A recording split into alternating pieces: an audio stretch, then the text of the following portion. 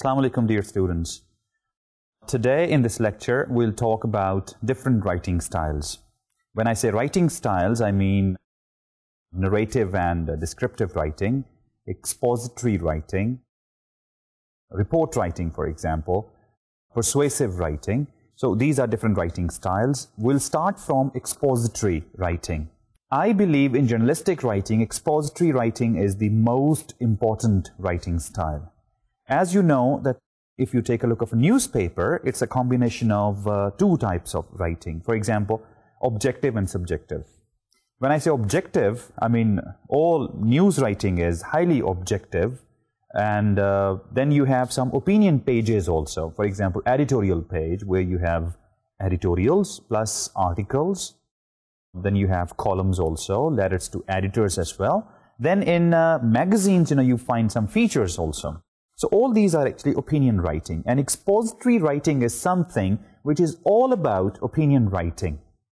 So we can say that expository writing is in a way, sharing information with your readers. This is also called as argumentative writing. When comes the word argumentative or arguments, it means a little more difficult job for the writers to perform. Comparing it with narrative and descriptive writing, where narrating stories, past incidents, or you're describing people, places, or things, yes, they are also very technical and demand, a real mastery on the part of the writer. But expository is sort of a double job. Double job means, of course, the same technicalities involved, the way in narrative and in descriptive. But when I say double job, it means, here you're going to fight the perceptions of your people. Like in persuasive writing also, you have to, take care of many things which usually you don't for descriptive and narrative. But in argumentative or in exposition, you have to, sort of, build your arguments in such a way that you could convince.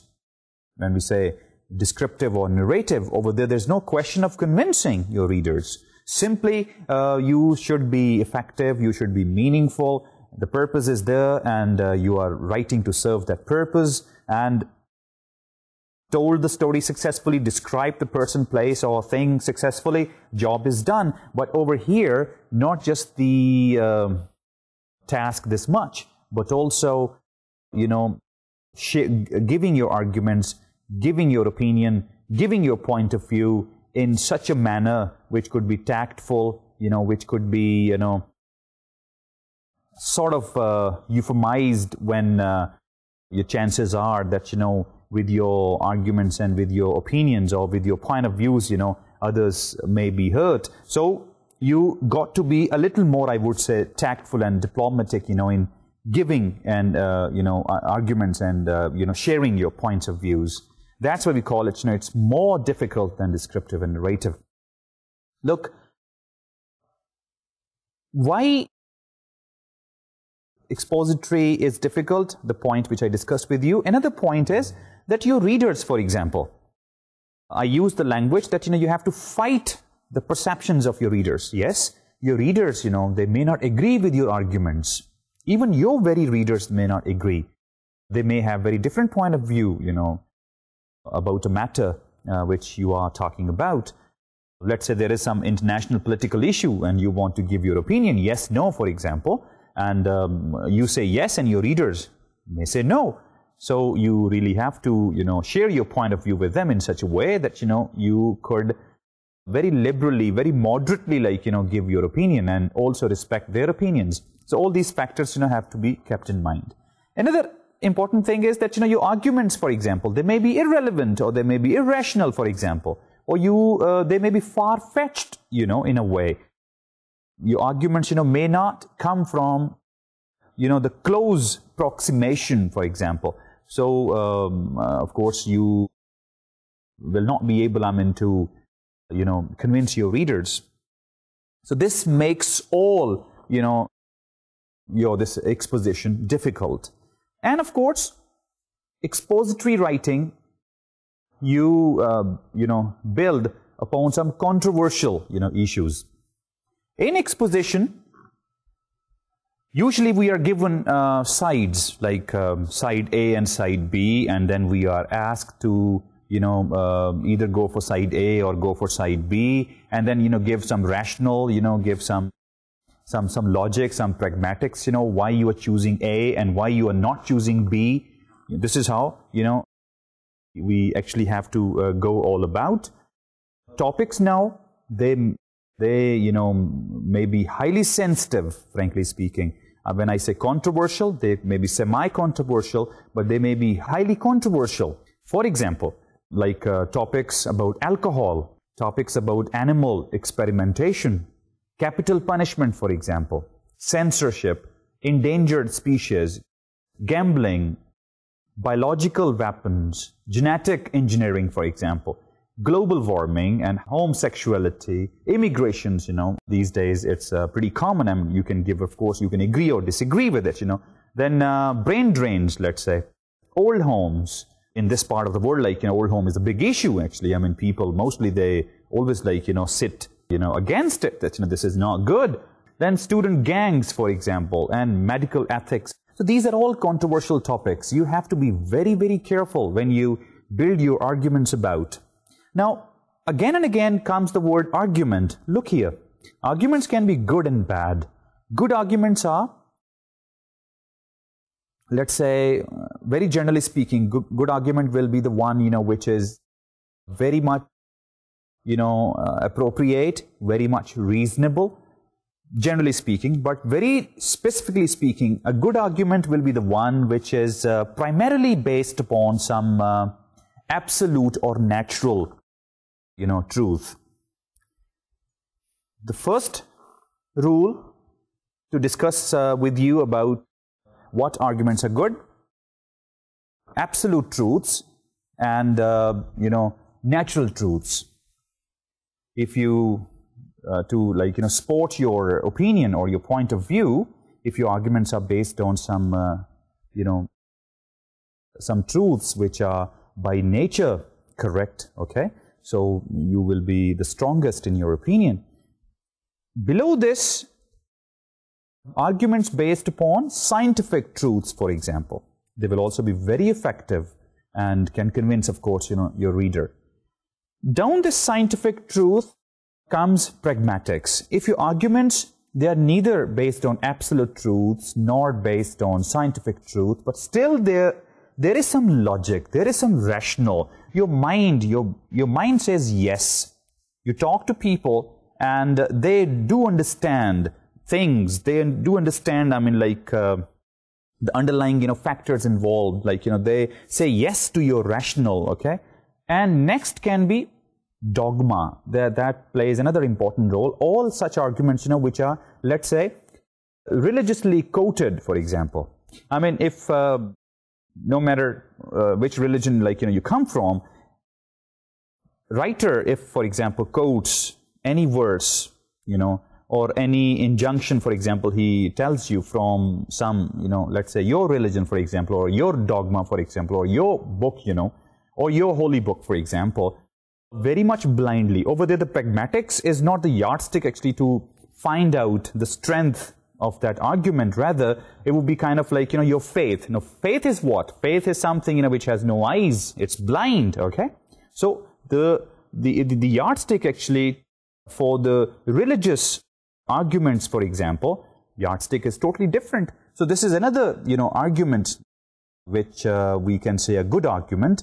The first one I said is arguments based on absolute truths. Number 2, arguments based on scientific truths. Number 3, arguments based on rationals. Number 4, arguments which are religiously quoted. Okay. Now, before I discuss with you bad arguments, I would like to discuss 2 more points with. Besides this understanding of good arguments, I would like to discuss with you the strategy, which usually we follow for producing, expositions, and the organizations, which we, follow to, go for the sequence and going for the progression, in our expository writing. First of all, the strategy, which we follow for exposition. Rule number one, or take it as a principle number one for exposition, is keep your temper. When I say keep your temper, it means, stay cool, stay calm. Yes, you are trying to convince your readers, but it does not mean that, you become aggressive. When you become aggressive, it means your readers are going to understand this, that, perhaps you do not have appropriate arguments, reasonable amount of arguments, you don't have. That's why, you are resorting to some physical means of winning the battle. Whereas good writers who are effective and meaningful, no matter what, they always, keep themselves rather associated, with assertiveness. They try to convince people based on rational, based on pragmatics, based on logic. They are, of course, going to discuss with you facts and figures. They make their writing more factual. Of course, they quote words, they quote lines from different, resources, different sources, available around, but they never and ever, lose their temper or become aggressive in their tone. Don't try to impose your school of thought. Don't try to impose your ideas, your points of views. Listen to others, and very decently, yes, if you want to convince, you can always convince, tactfully. Don't lose this, tactfulness, for example. Be tactful, and, at times, you can be diplomatic also, and of course you can, if not win the battle, of course you can make your mark with your point of view. Number two, when you are sharing arguments with people, expository, of course, means, point of view. You have A or B, and when you are sporting A, it means, you are rejecting B. When we are rejecting B or, sporting A or accepting A, chances are that, consciously or unconsciously, we hurt others' feelings by attacking people because of their color, because of their creed, their sect, their religion, So try not to do it. They say, don't be personal. In argumentation, for example, you can, say no to someone's point of view, but don't say no to that one. To say, you can criticize my point of view, but for God's sake, don't criticize me. This a golden principle, you have to follow. Don't be personal. Don't reject people. Yes, you can reject their ideas. You can reject their points of views. You can reject, the line of arguments, they are creating, but don't reject people. This is something not acceptable in no circumstances. Therefore, the second principle, stick to it. It's important. Third principle is, in the whole network of argumentation, try to discuss the both sides. Do not just, stick to your own point of view. Give some space, give some room, in your article, in your essay, to the other side of the coin also, which may not be, your point of view, but do discuss it, so that your readers, they may not call you that, you are one-eyed or you are biased, for example, you're partial. So when you discuss the both sides, the facts and figures of the both sides, you present before your reader, they can very easily understand, which side outweighs which one. This is the best strategy you can follow. The next principle is, do not exaggerate. Keep yourself in limits. Exaggeration has no room. It, probably when people exaggerate or they overstate, probably in their mind is, that they'll be more stressful, whereas it backfires. Its results are the other way, actually. Exaggeration results actually in, losing your readers. Don't do that. Next one is, provide proof of examples if you can make a claim or a statement. Always use, along with your, argumentation, some illustrations. They could be in the form of some quotations. They could be in the form of, some summarized items, from some sources. They can be paraphrasing also. They can be in the form of some examples, let's say. use a lot of facts and figures. You can always like use some, let's say some images, some graphs, some charts, okay? If they do, serve the purpose of your, writing and your, this argumentation, built up, it doesn't, harm, the stuff. It's allowed, you can always do that. Next one is avoid dogmatic words like always, never, only, etc. See, we have two types of writing, from semantic point of view. You can be dogmatic or you can be less dogmatic. Good argumentation. Look, another important thing is, when I was using the word aggressive and assertive approach to your writing, so dogmatic writing actually is at times taken as aggressive approach.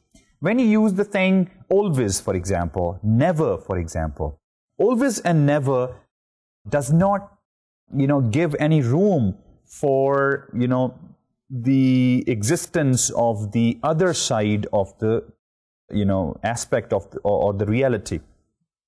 Less dogmatic is an assertive approach in which, writers very safely giving due respect to other side of the coin, they, give their arguments, they give their point of views and opinions. So try to be less dogmatic. Avoid words, which add, maybe unconsciously, maybe very unconsciously, you don't mean, but like unconsciously, dogmatic phrases creep into your writing style and you look more aggressive, less assertive. Therefore, don't do that. Another, like, when we are dogmatic, it means, we are, in a way, blind. That we are not ready, to, read about the other side or listen to other persons. Therefore, it is not considered a good approach, in the writing circle. Don't do that. So these are like, 5-6 important points which just can help you, in setting up the scene, before you go about, actual writing. Let's now talk about the organization of your writing. As I told you before, through these guidelines that, you are not going to, let's say, exaggerate or overstate. You're going to sport your opinions, your arguments, with the help of some examples and some illustrations. And you're going to discuss the both sides, of the issue. So from all these 5-6, guidelines, we can now very easily see what should be the organization of your expository essay or article. Look, very simple. You are going to have an opening paragraph, which is going to be like opening paragraphs, always set the scene. And then, in the next two paragraphs or the next two items in your expositions are going to be, the sides of the coins, plus of that issue and minus of that issue. If you are in the favor of, let's say, capital punishment, for example, then in the second paragraph or the second item can be like, why you are in favor of. The third can be like, why you are, not saying this, that, a capital punishment, should be, taken out from, the law. And then the last one, of course, will be conclusion.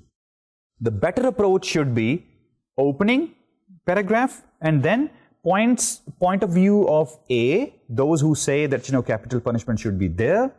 And then third item or third paragraph, description of those who say it should not be there. Then the paragraph in which, now you give your opinion, and then the last paragraph in which, you conclude. So the previous scene in which I said that opening paragraph and then you give your opinion, which is for opinion, and in the third paragraph against, fourth one is conclusion. The second organization I gave you is first paragraph as opening, second paragraph opinion of those who say yes, third paragraph or third item opinion of those who say no, and then fourth paragraph will be your opinion, and the last paragraph conclusion. So this is how you can organize. This is highly assertive. 5 paragraph or 5 item organization is highly assertive approach. Why? Because this is unbiased and impartial, in the sense that it is discussing the both sides. It's giving due respect to the points of views of all people, and then of course you have all your rights. I mean, either to sit with those who say yes or to sit with those who say no. So this is how you can follow the organization principles in this writing. Another important thing, if exposition or expository stuff is too much sensitive, then you have to follow the rules of sensitive messaging, which we have already discussed in early classes, where I talked about that writers are supposed to be context sensitive. Then of course indirect approach you'll be following, not very straight away you can disclose. You have to first prepare your readers for something bad you are going to talk about, and then of course very in a very flowy manner you can disclose things, and you can build up and construct your arguments. Now, most important thing of today's lecture actually is, what are bad arguments? There are some 10, 12 bad argument aspects of bad arguments actually, which we call as argument fallacies. Those I would like to discuss with you in detail. I'll discuss these of course one by one, plus I'll give you some examples also, and you would see that this is how we should not build our arguments. For example, just to give you an idea that when we say fallacies or when we say bad arguments, look here, you are working in some company, and your boss, of course, he has authority on you. Your arguments, you agree. Why? Because your boss also agrees. You say no. Why? Because he says no. So this kind of argumentation, or if, take it this way, if something was yes yesterday, it will be yes today also. If something happened due to, let's say, ABC, and you straight away negate that, reject that, why? Because it will again happen. So all these things very academically, very much formally we are going to discuss, and I really would be needing your attention towards it. First of all, we call it logical fallacies. Logical fallacy number one, that is appeal to authority. What is appeal to authority? It says accepting someone's argument because of his or her authority in a field unrelated to the argument, rather than evaluating the person's argument on its own merits. The same thing which I was discussing with you, that people who are influential, people we are very much impressed from, okay, and people who are our bosses, they have their influence on us, and since we are under them, we are under the thumb, at the beck and call. So what happens, we become their yes men. They say yes, we say yes. They say no, we say no. This is a logical fallacy. We should not, because this does not convince, it cannot convince readers when you base your arguments on such baseless actually grounds. So this is something, appeal to authority. Second logical fallacy, appeal to emotion. Argumentation has got nothing to do with emotions. Argumentation is total a game of what? It's a game of logic. It's a game of pragmatics. It has got nothing to do, with emotion. And it will be a sin. I mean, the point where you're expected to, share logic and pragmatics, over there, you resort to some emotional stuff, it will be, of course, a great sin. For example, I'm sure someone with your vast experience can see that plan B is better. Now, this is appeal to flattery. You are adding such words in your language, in your sentences, in your addresses, which actually appeal to your readers, let's say, the sense of,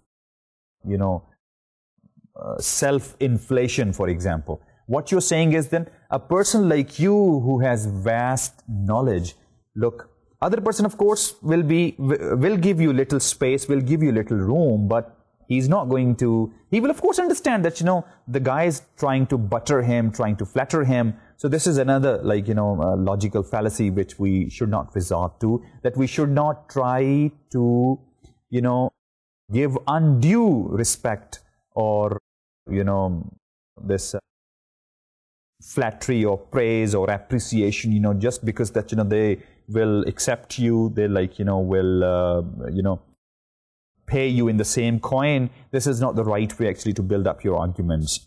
Next fallacy is appeal to ignorance. Now, the first was, appeal to authority. Second, appeal to emotion. Third one is appeal to ignorance. Means that if you haven't seen, let's say, Apple, and you will say that, there is nothing like an apple existing, in this universe. This is like, appeal to ignorance. What it says, basing a conclusion solely on the absence of knowledge. If you haven't seen Apple, it does not mean that, it does not exist. If you haven't seen, let's say, UFO, it does not mean they do not exist. Maybe they do exist. Example goes, I have never seen an alien, so they must not exist. This kind of argument is actually appeal to ignorance fallacy. This is, of course, will be not acceptable, like, in building up and trying, then expecting them that, with such arguments you will be able to convince. Of course not. Next one is appeal to popular opinion. Popular opinion means, everybody says yes, I also say yes. Everybody says no, I also say no. This kind of approach in argumentation, of course, it's wrong. What this fallacy says, claiming that a position is true because most people believe it is. Its example, everyone cheats on their income taxes, so it must be all right. If everyone cheats, then it must be all right. So this kind of argumentation again is, of course, a logical fallacy. Cannot convince. People, of course, are going to refuse and refute your point of view. The next one is attacking the person. This is again the same point which I was discussing with you, that when you build your arguments, do not be personal, do not attack people's color, their, language, for example, their culture, let's say, their class, for example, their religion, their associations, for example, maybe their taboos even, like, we are not going to attack. So this fallacy is all about the same thing. What it says, discrediting an argument by attacking the person who makes it rather than the argument itself. As they say, don't see who says it, see what he says it. Now this is a golden principle, like, we need to follow. Example of this fallacy is, do not listen to Viola's opinion on welfare. She just opposes it because she's from a rich family. Now this is, in this sentence, there is a simple attack on someone's class, which, of course, has to be avoided. The next logical fallacy is begging the question. What it says, using a ground to prove a conclusion when the ground itself assumes the conclusion is true. Example is, I know I can trust Mary because she says that I can. Concluding on such grounds which are also based on somewhat the same sort of, like, conclusions. So, in other words, basing your arguments on baseless conclusions. Such conclusions, which are in their own selves based or, expect to be based upon the same conclusions. This is something bad. Because according to the example, I know I can trust Mary because she says that I can. So such kind of argument again will be a sin, not acceptable. The next one is complex questions. Complex question means a statement which instead of having just one focused question has got more than one. For example, why did you steal the CD? Now this question is a complex question. Why complex? Because when you ask why did you steal the CD, it means you are also saying, you are also blaming that you stole the CD, and now you are asking from him, why did you do that? So there is a question in which there is one more question, which has to be, like, first assessed, first proved, and then, like, the second question upon which, can be built. Its rule says what? Combining two questions or issues as if they were one, when really they should be answered or discussed separately, often involves one question that assumes the answer to another. The very simple thing, why did you steal the CD, assumes that you did steal the CD. So such things, should also be avoided. The next one is in a composition. Now this fallacy says, assuming that because parts have certain properties, the whole does as well. You analyze parts, not whole. So based on parts, you predict about the whole thing. For example, all the parts of the engine were lightweight, so the engine should have been lightweight. Parts may be lightweight, but engine as a whole may not be. So analyzing, assessing, evaluating only parts, bit only, and then predicting the whole will be a baseless argument. Next one is correlation implies causation. Concluding that because two things occur at the same time, one has caused the other. Example is, there was a full moon the night I had my car accident, so I'm never driving again under a full moon. Let's say something bad happened on Wednesday, for example, and now you have developed this kind of feeling or this kind of belief that I should not do any important work on Wednesday. Why? Because Wednesday is a name of failure for me, for example. All bad things happen on Wednesday, for me. So I should not do anything on Wednesday. This is what actually the logical fallacy is, which we name as correlation implies causation. The next one is division. What it says, assuming that because a large body has certain properties, its parts do as well. Now, it's the other way around. Previously, we were talking about parts and then whole, and now whole and then parts. Example is, Europe has great museums, so every country in Europe must have great museums. So here we are coming actually the other way around, from whole to its bits. Let's say you meet a foreigner from, let's say, a European, you meet, and he was so much good to you that you really got impressed, and from that person, now you can create a whole picture of the other Europeans, for example. Now this thing may be or may not be, correct, because things vary from person to person, from region to region, Yes, that can give you a small of the whole, but the properties of the small may not be the properties of the whole, and vice versa. The properties of the whole may not be the properties of the small. Like when we were comparing, the weight of engine's parts and the weight of engine as a whole, and what we said actually, that parts are lightweight, engine should be lightweight. Of course not. Let's go ahead. Equivocation. Applying the same term but using differing meanings. Example, the sign by the pond said, fine for swimming, so I dove right in. Fine for swimming, actually, fine has got two meanings. One, fine punishment, and second, fine good. So, taking meanings the other way around, actually, of course, can, create confusions. So, fine for swimming, so I dove right in. This is, again, a fallacy present, of course, in this kind of argument or a line or a message.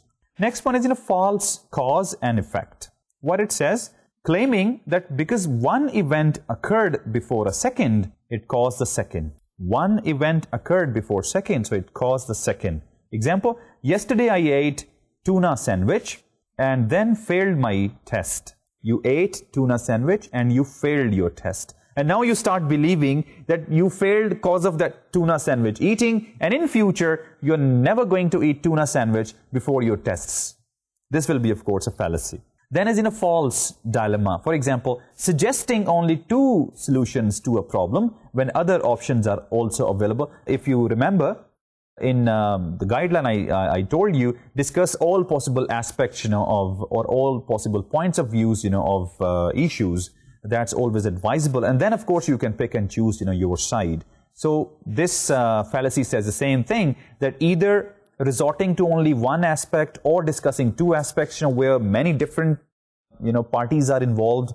So exposition means you discuss first the points of views, the opinions and ideas of all the parties involved, and then, of course, you can share, your point of view. This will be a very assertive and a very logical approach, in building up your arguments. Then comes hasty generalizations. This is another fallacy, like when a writer arrives at a conclusion based on inadequate evidence or a sample that is too small. For example, I liked the last Chinese restaurant I went to, so I will like every Chinese restaurant in the world. This conclusion is what we say as, the jumping one. just a very small piece of evidence available, and based on that, you jump to conclusion, which is, of course, hasty conclusion in the real sense. And such conclusions, of course, can never, like, convince or, provoke the readers, to be led by them. Next one comes, ignoring the issue. I mean, shifting the reader's attention from the real issue to a different argument that might be valid but is unrelated to the first one. For example, the criminal won't say where he was on the night of the crime, but he does remember being abused repeatedly as an innocent child. Question may be that, where he was when that crime occurred, and the red herring, I mean, the person is sharing with is that, started talking about, his patient's history, maybe the cause of his crime, but not he's answering the question in the real sense that, where he was. But he started talking about, why he committed this crime, or why, this crime, happened, I mean, cause maybe his past history when he was abused repeatedly, and the same thing, has come in front of him, and he did, as a reaction, or, as a reactionary approach following. The next one is, red herring, which I was just talking to you about, introducing an unrelated or invalid point to distract the reader from the actual argument. And going towards the last fallacies, slippery slope. Now, slippery slope means assuming a chain of cause-effect relationships with very suspect connections. For example, if I give you a free ticket, then I'll have to give everyone a free ticket. Then my boss will get mad and fire me, and I will become homeless. So giving you a free ticket will make me homeless. This kind of conclusions, which are, of course, far-fetched conclusions, having got nothing to do with each other, will, of course, not be a good argument, to make. Comes next is staking the deck. Means when a writer tries to prove a point by focusing on only one side of the argument while ignoring the other one. This is, coming thing again and again, that good approach is discuss the both sides, of the coin, and then, like, you can share, your opinion. Straw man. This is next logical fallacy. Attacking one of the opposition's unimportant or small arguments while ignoring the opposition's best argument. Very negative approach, frankly speaking. And again, very much aggressive also. A person who shared 2-3 very, focused arguments and 1 or 2, little irrelevant arguments, and you catch hold of their maybe low-profile arguments or irrelevant arguments and, like, start scoffing, at. This is, I would say, something really bad, way of approaching things. Its example, if I share with you, people from Quebec want to succeed from Canada to get their own currency. Don't they realize money isn't everything? So this is all about expository writing. Just to recapitulate, what we today talked about. Expository writing is argumentative writing, opinion writing, in which, you share your points of views with your readers in a way to inform them, of course. This expository becomes delicate, sensitive. Why? Because you are going to, of course, convince your readers, and readers may have their own perceptions. You may have your own perception, and it's in a way fighting perceptions, actually. This makes it, difficult. And of course, what makes it more difficult, the logical fallacies, which I discussed with you, our routine way of, like, making arguments and believing and assuming that, these arguments, which may be clear onto you, but, like, when you, of course, discuss with the readers, they may be sitting in a very different context, in a very different box, and not understanding, actually, your point of view in the real sense of the word. So you really got to, make your point very, very tactfully across, so that, people could really understand, your point of view. And then I discussed with you an approach to handle this exposition. Approach is very simple, but of course it's quite logical, that discuss all possible points of views available on that issue, and then, share your point. This means organization, of course. Discuss all aspects, and then you can pick and choose which side, you favor. And then, of course, you can conclude. Keep in mind, your conclusions should not be jumpy, should not be hasty. You should reach your conclusion step by step, very logically, have arguments, give examples, give illustrations, discuss all possible sides, and then, of course, you can approach whatever, you want to. This ends, the large part of today's discussion, expository writing. Now, I'd like to move towards my second point, which I, of course, will continue with other styles, description and narration in my next lecture. This part, of course, is, report writing. What are reports, actually? Reports are orderly, objective communication of factual information, which serve, of course, some specific purposes. Now, in this definition, I used some keywords like orderly. When I say orderly, it means reports are in very, I would say, effective and very logical, organization. It's, for example, if you're writing short reports, then they have to be, all the points have to be in a systematic fashion, sequenced. The progression should also be very much logical. If it's a long report, then of course sections should be in prospective order. Second point flowing out from the first, third from the second. I mean, leading, you can say. One point leading to the second, second leading to the third, and this is how the prospective order, of course, should be, built up. Okay, second point which I discussed with you in this definition or defining report, there is objectivity. Unlike expository writing, reports are supposed to be highly objective. Our opinions, our conclusions, our, finalities are totally based on, facts and figures in reports. Whereas in expository, we were talking about that it's opinion writing means, we can conclude things based on our own personal, likings and dislikings. They may not be like, basing on, let's say, scientific or absolute or, any logical or pragmatic, truths. They simply be, based on my, liking because I like it, my disliking because I dislike it. This does not happen actually in reports. So they have to be highly, objective in its approach. So the 2 points of report, they are going to be orderly. Number 2, they are going to be, objective. And point number 3 is, reports should be communicative. Now here, all the principles of which we discussed together when we were talking about writer as communicators. So all the principles of communication, involved in, writing of reports. Like it's when you are writing report, it's your job as a writer to know your audience. If you remember, we discussed 4 what to call communication ingredients. You have to fulfill them. For example, a writer's job is to be in readers,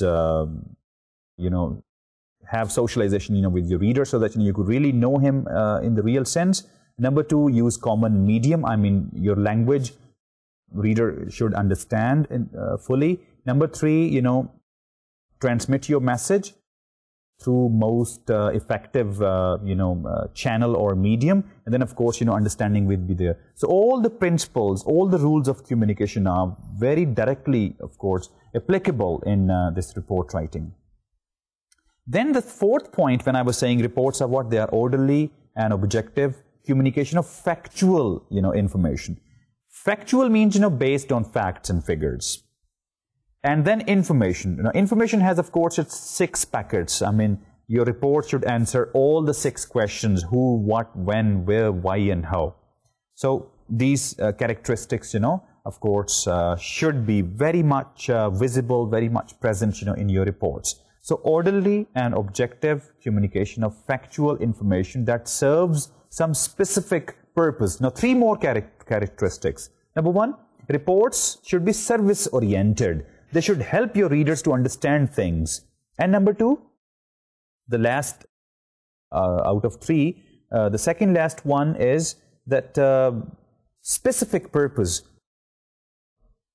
Good reports are those which are, written on highly narrowed down, not on a very general, global purpose. Rather, the purpose is, very focused one, narrowed down thing, and then, of course, you're writing stuff. So this is how, reports are all about. Reports, they come in different sizes also, and they, according to their sizes, they go in different formats.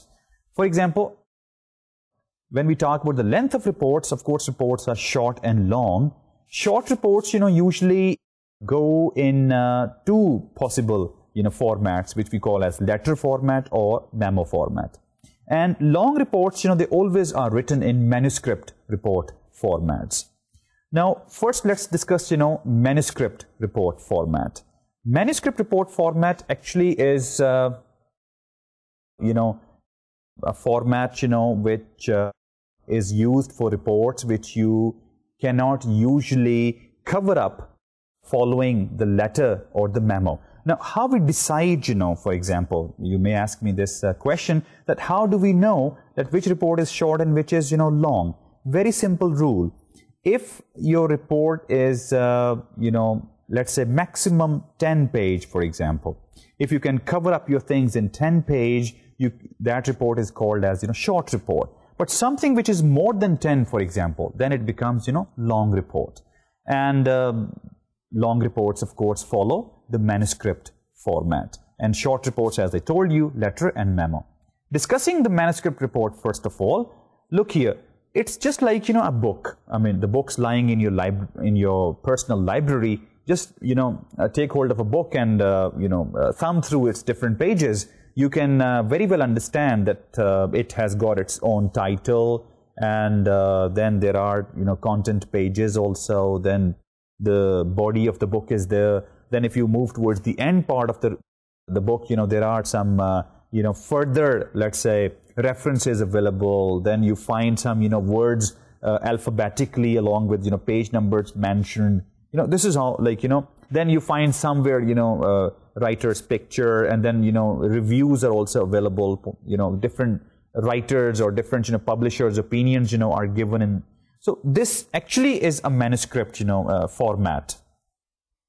When we talk about the short, report format, over there, of course, very much unlike manuscripts, here we have sort of run-on documents actually. Like a manuscript document is divided in different sections. Short reports are never divided in different sections. They are divided, of course, in different paragraphs. And all paragraphs are very much distinct. You can, clear-cut difference, of course, you can see. One paragraph serving specific purpose, and then, of course, leading to the second paragraph, giving different, performing different functions, and this is all, leading towards the conclusions. In our next lecture, of course, I'll give you all, the possible, details of the sections and the subsections of manuscript report format, and in short report format, what different paragraphs or what different items actually, we use as paragraphs, as, report content. And then, of course, we'll talk about, direct and indirect approaches also in the report. And then, of course, we'll wind up things. Dear students, today we talked about two important things. The major, of course, focus was on to, this expository writing. We discussed, what actually expository writing is and what makes expository writing, difficult. And then we talked about the logical fallacies. Logical fallacies means, such logics or the style of logics, which we should not, follow. and of course we call them like, bad arguments. And I discussed, of course, with you the characteristics of good arguments also. And in good arguments, I talked about that the first preference is always to such arguments which are based on absolute, universal, natural truths. And then second categories, would of course be, this scientific truths, and then, going down to things which are time tested, logic tested, and then of course things, which are, they come from the dogma and all. And then I started talking with you about the report thing. In my next lecture, of course, I continue with it. We'll discuss in our next lecture what are manuscript report formats, different components, and short report and its components, and then what are direct and indirect approaches towards, a report's content formation. With this, take care of yourself. See you next time. Bye-bye.